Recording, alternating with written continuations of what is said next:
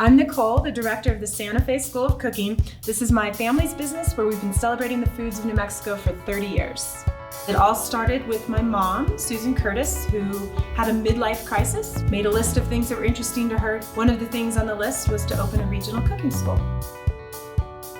We really want to set a sense of place, that you're here in Santa Fe. This is really different from any place else in the country. Every class, no matter what it is, we try to make sure you know you're here in New Mexico, and we really want to talk about the unique culinary history that we have here in Santa Fe.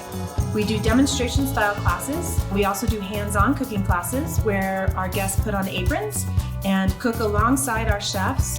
Tamales, rellenos, tortillas, everything's made from scratch here at the Santa Fe School of Cooking.